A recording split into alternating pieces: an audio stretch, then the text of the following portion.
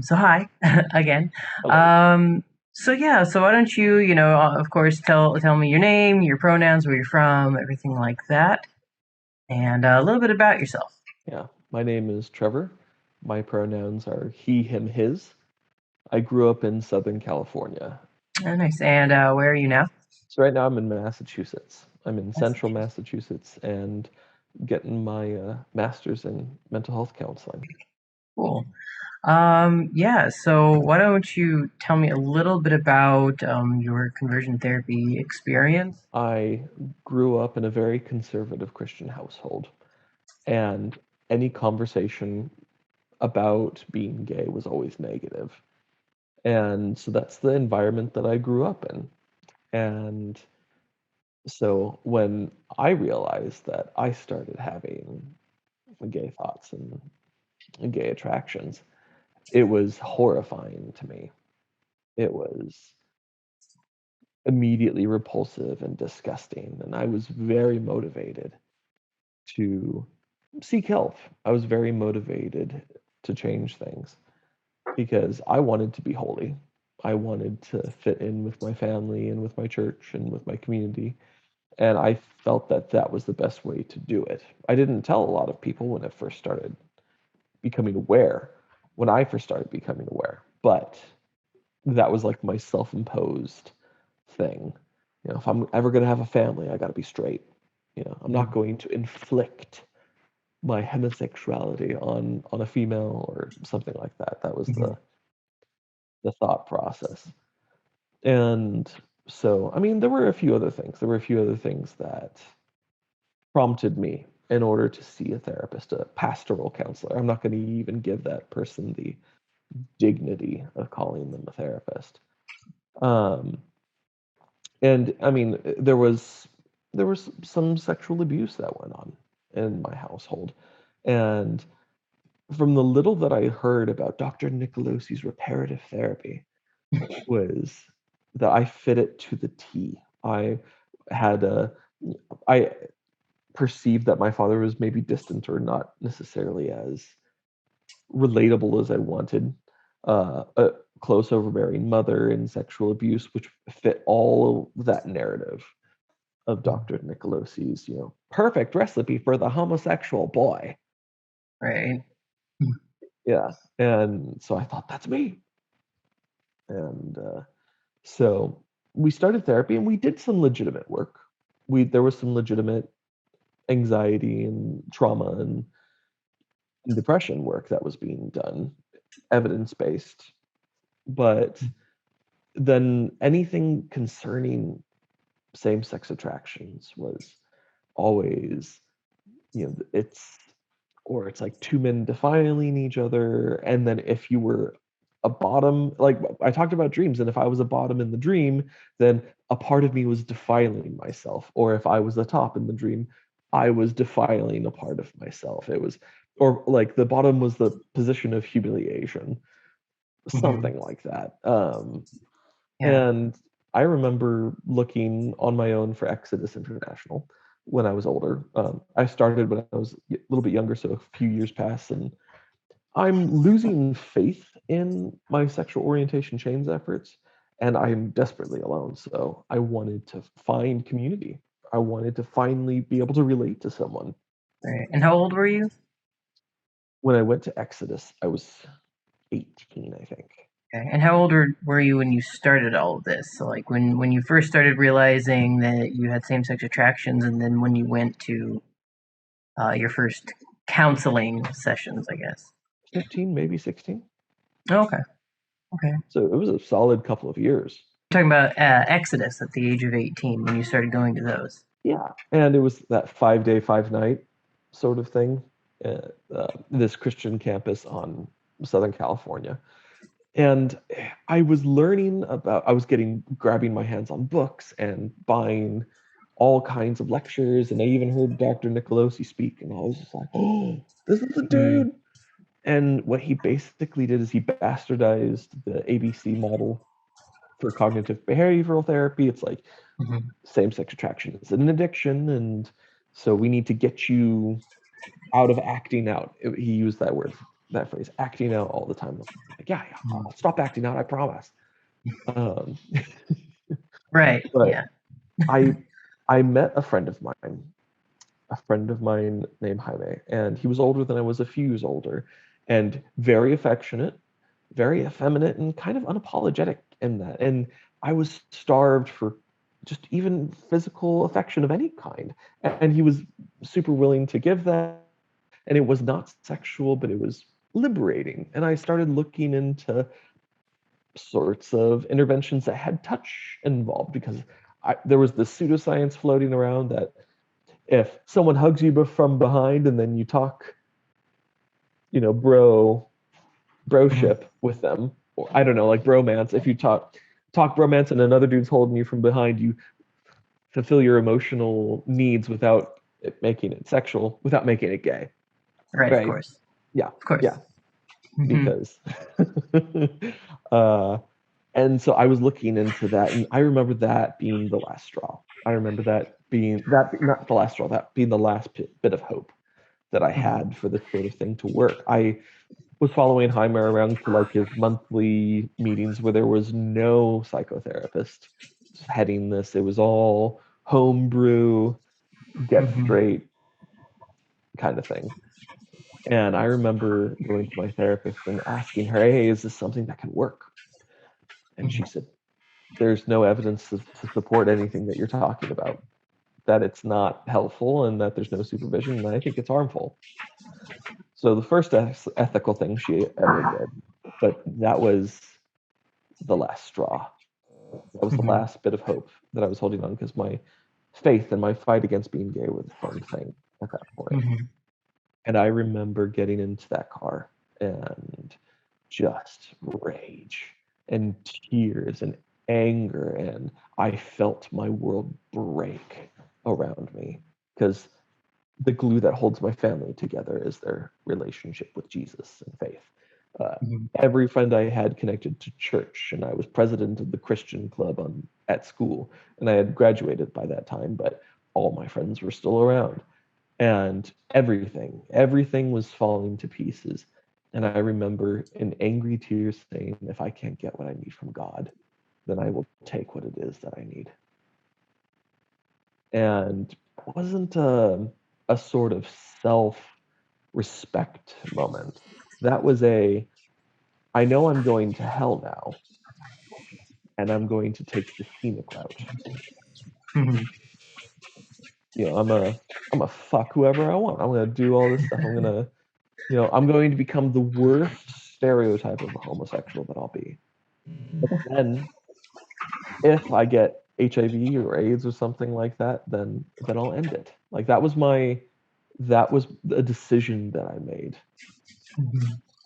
And I just was just making peace with that over the next several months. But then I started hanging out with a friend of mine who also stopped fighting against being gay. He was a lot easier in order to accept himself and to Hmm. gain self-respect for me. It took many years. It didn't take until I was 18, 19 at that point. It was several years before I remember just being at a barbecue, same friend. We moved to Denver together, and he was dating a guy, and then he asked me just offhand, like, "Have you ever loved yourself once?" And then I stopped and paused and thought, and through tears, I was just like, "No, never, not a single moment."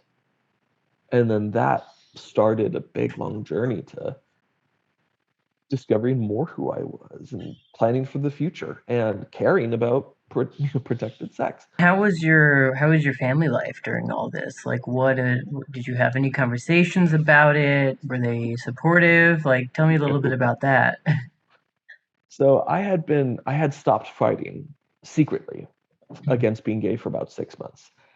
And I was spending almost every single day with that same friend that I was telling you about. Mhm. And most of the time it was just video games and YouTube and just, you know, I don't know, like looking at boys on the internet. Like it was very sedentary, very Mhm. relatively innocent. Um, but I had a gym bag. I had a gym bag with condoms, lube, and a good porno. But they were all really expensive, so I only bought like one porno because, Mhm. there's a reason why print is going out. Um, but I remember I had that all in a gym bag, and after 6 months, I was getting kind of lazy about where I was hiding it. I think I left it out on my bed. Now, my older brother would Mhm. often go into my room in order to use my things without asking or play video games without asking. Of course, And yeah. so he found it.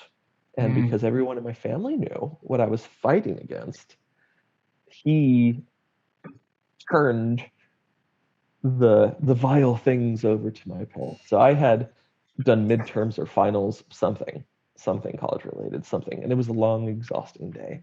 And I got into my parents' place. And then everything was spread on the floor. Ah. And my mom or my dad spoke. He's like, "Can you explain this?" And over 3 hours, I finally just said, I just came clean and it was very honest. And then my parents were becoming more and more distressed because not only was I not fighting against it, now I don't necessarily believe or care about Christian belief. And so my mom, through tears, "Why aren't you giving God a chance?" And I said, Mhm. "He had his fucking chance." Well, like, okay, he had his chance, mom. Like, I think that's how I put it. But in your Um, mind, you were thinking, yeah, no, I yeah, get in my mind, I'm like, it. Yeah. um, and then just all that anger and distaste and I think my parents were like, "Why did you lie to us for 6 months?" And I'm like, "I don't know. Maybe because I didn't want to get kicked out of the house." And they're Right. like, "Well, we're not going to kick you out of the house." I'm like, "How would I know that? You're Mhm. anti-gay." Like, Mhm. reasonable thing to suspect. And then, so after 3 hours, and like my dad looks like he's just been through 3 tours in Vietnam, like just Mhm. kind of looking at the floor. "Oh, my boy's gay," and my mom's just crying. So I was like, "Okay, I'm going to bed." So I go to bed, and then 5 minutes later, I hear sobbing on the outside of my door, and it's my mom's voice. She's not knocking. She's not trying to talk to me or anything. She's just sobbing outside my door. And I was so irritated through this whole exchange that in my mind, and mind you, I have love and respect for my mom, but I'm still so irritated. I think, is this bitch going to cry here all night? And so I opened the door, and my mom's forehead was like on the door, and she like almost falls into me. Oh And my then god. so there's like snot dripping out her face, and she's just like, I do that. And then I'm like, "Oh, fuck." And so I just start, patting her head. And like, "Yes, yes, mom, I am your emotional support, even though this is highly inappropriate." Mhm. Because, patterns repeating. Right. And then it's like, "Mom, it's still me." "No, it's not." And Oh my god. so for the Wow. next several months, I was a second class citizen in my house. Mm. It was like they would look at me and they would just have this wounded demeanor and just Mhm. like, "Oh, how we failed you." And I think Mhm. I remember one time my dad and I used the same deodorant, and I think his deodorant was next to my deodorant, and I used his, and he calls me irate. He's like, "How could you use my deodorant? I don't know what kind of gay stuff you could put on the God. deodorant. I don't know what kind of diseases you could give me."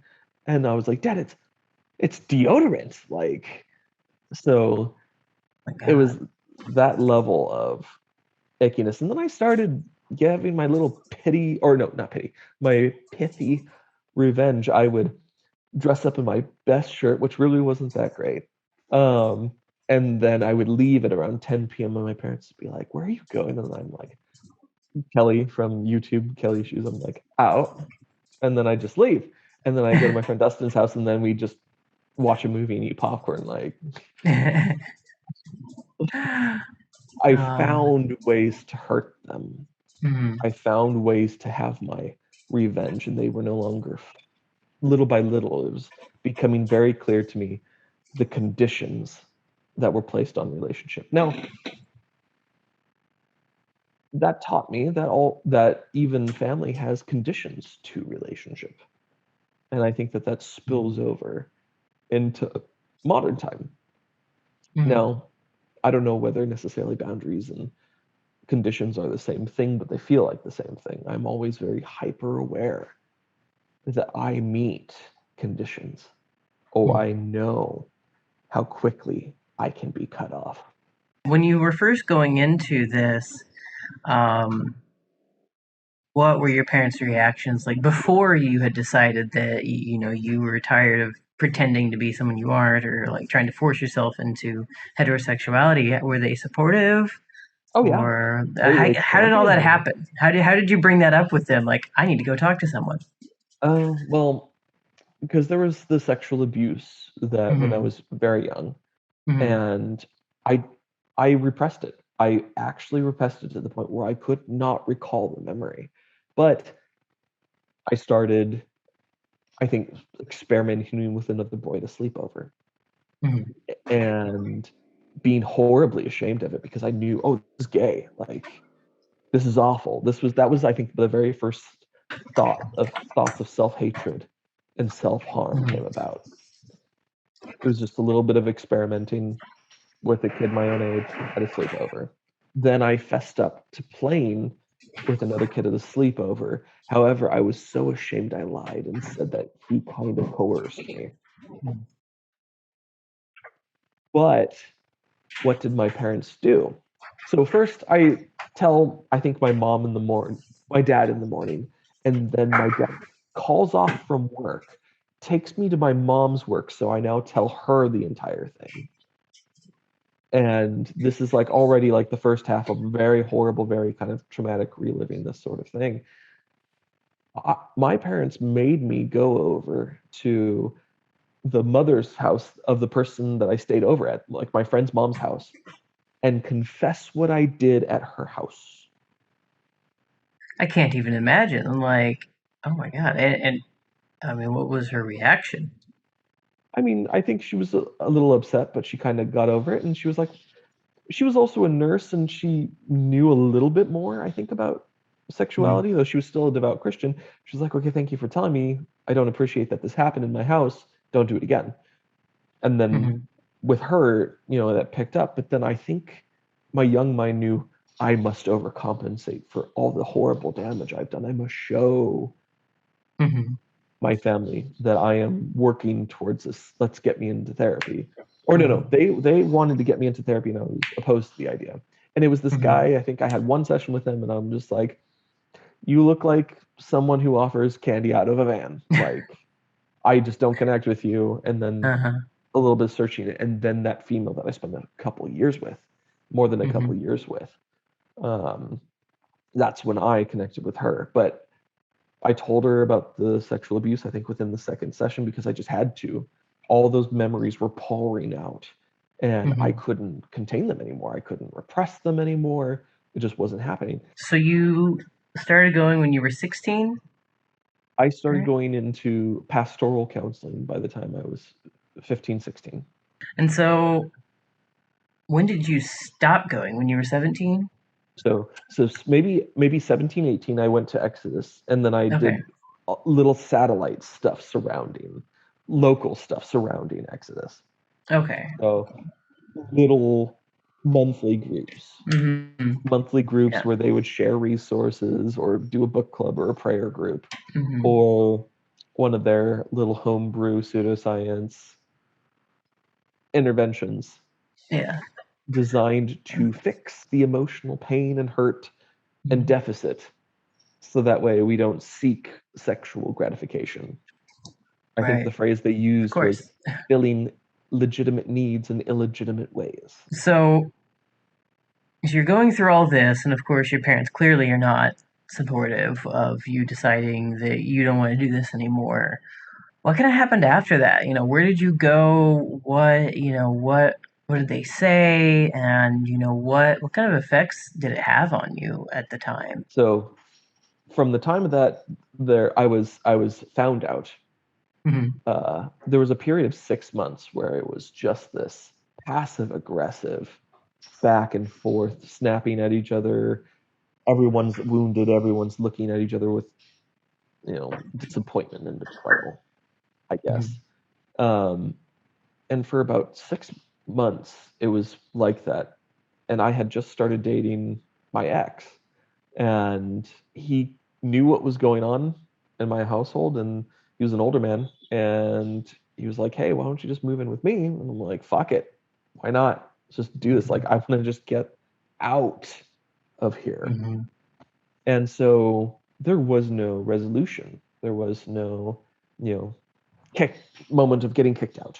There wasn't Mm-hmm. anything like that. It's just like, I'm gone. I'm packing my truck. I need to get out of here. And I Mm-hmm. don't even think there was a big farewell. There wasn't. It was just like I guess you're going off to sin. I remember by that time, I mean, I was so involved in the church, and for 6 months I was pretending, and because I was so much, I was doing lighting and music and leading groups and stuff like that, and every moment was drudgery and disgusting for me, to the point where worship music was just, I was lying, and I still believed at the time that God existed, so I felt like every word was a lie to a real God, and I'm like, I don't want to obtain more disfavor with this God. I'm going to at least stop lying. And so Yeah. I was able to finally get someone to replace all of the things that I was doing in my church and in my college group that I was into, and I just scattered and didn't talk to anyone, and it was severing, really. And Mm-hmm. it was many months until I came out, and I think I did it in the most gaudy, in your face sort of way on Facebook. I think I said something like, "I like penis. I'm gay now." I think that's exactly how it went. And then Oh well. just watching the list of defriending going on. Oh, yeah, it's always fun. But there were people that stuck by, like my sisters. They're like, "Oh, we knew since you were 6, and we love you. Mm-hmm. Like, you're fine. We love you." Mm-hmm. And then also plenty of extended family. They're like, "It's no biggie for us. Mm-hmm. Your parents have the issue here, mostly." Yeah. But family was such a now rocky and even dangerous concept. I Mm-hmm. mean, I hesitate to call people brother because that word just feels like decay in my mouth. Mm-hmm. The idea of a mom, or a dad, it doesn't feel safe or endearing to me. It doesn't Mm-hmm. have that same sort of connection. I respect my parents. I mean, years later, they went to my wedding, with me and my husband's wedding, Oh, which is a big step. yeah, it's a big But one. they still, I mean, they will never vote for pro-gay legislature. They will never join PFLAG. They won't. They even, how do I put this? They even sort of co-signed on my brother and his wife's bullshit about referring to my husband as Mr. So and so, not Uncle so and so. Hmm.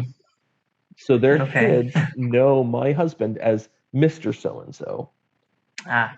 not Uncle so and so, because, as my brother said, we want to take our time in order to explain this. And of course, trying to be the peacemaker and play nice. I'm like, okay, sure, I guess I get it. And then eventually I just got tired. I'm like, he's their uncle by law. And then my brother said, man's law. And I want to, I mean, there's a part of me that those kids, they're young and they don't, they're not a part of this drama bullshit, but there's still a part of Mm-hmm. me that hesitates to reach out to them. I know it's selfish and I need to get over it, but it's like, I don't know if these kids are going to grow up to hate me or hate people like me. Mm-hmm. There's a part of me that wants to avoid that pain, but I need and want to invest time into these kids. They're across the country, but still phone Mm-hmm. calls and Zoom. And so it's a big source of guilt, but also Yeah. fear Mm-hmm. concerning that side of the family. With my husband's side of the family, there is no issue. Do you talk to your parents at all, or do you have any sort of relationship with them? Talk to them on occasion. I mean, they'll Mm-hmm. reach out to me and then I'll say, "Oh, hi, how are you doing?" Or my dad had a medical emergency recently, and of course I was supportive. I don't wish them ill. And Hmm. I'm more than apathetic. I don't love them, but I do like them. What kind of effects did all this, have on you? I mean, obviously, I know from my standpoint, but like, what are some things that you find yourself struggling with after having this sort of, experience in your formative years? I distrust myself. I spent early part of my life knowing that the heart is evil and overflowing with wickedness, and the only Hmm. thing good about humans is God inside them. And I'm trying actively to get all this indoctrination out of my system, but I guess I'm afraid like what lingers in there. I would, Hmm. and also I don't know. It just I have such issues about vulnerability and trusting and also being childlike and being innocence. That's the word. The idea of innocence horrifies me because innocence means you're prey. Innocence means Hmm. you cannot protect yourself. You're vulnerable.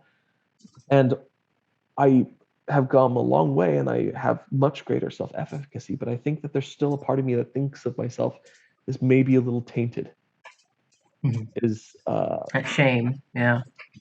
maybe a little bit of internalized homophobia, but it could just be like maybe you're too Hmm. broken to be a father. And I might want to have a family, but I'm terrified of me not being mentally well enough in order to be the good enough dad, as they say in psychology. I think like a don't be the perfect dad, be good enough dad, be Hmm. good enough mom. Hmm. Or even though I haven't looked into the research, I know it's probably all bullshit, but that it requires a mother figure and a father figure in order to raise a stable child. Like all these indoctrinations swirl around my head, and I'm only just now getting into some of that smaller stuff. I've done some trauma work with religion and with the loss of family, and it's helped a little bit. But these are still things that, when I think about my nephews and niece, there's a spike of shame. There's Yeah. still a lot that lingers. And naturally, I have a huge distaste for religion or people of faith. People of faith make me nervous. If someone Hmm. professes a very strong Christian faith, it brings up like this, are they preaching to me? And then it gets into like this like death anxiety of when I was so suicidal, like, Hmm. and that's, to me, my trauma brain, I think, correlates faith with, you know, all that suicidal ideation. And Hmm. I know, I can tell myself, no, no, I'm safe, I'm fine, like this is fine, this is their faith, not yours, you're good. But I have to talk myself through that. It's still a thing that Yeah. needs to be managed. Yeah, no, absolutely. There's a lot of that the internalized shame that a lot of people have because I mean, that's a key factor in these, like, especially knowing what I know about Exodus and the messages you were likely exposed to, being so close to, the Exodus and all that, is that shame and isolation are their two biggest tactics that they use to abuse people, of course. But very glad that you made it out and are able to work through those. I imagine that you're a lot happier than you were at the time, so Of that's course, very yeah. good. Yeah. Well, thank you for sharing. Do you have anything else that you wanted to talk about or cover in this interview? Um, I think we covered a lot of good ground here, and yeah, no, I'm looking forward to using part of my future career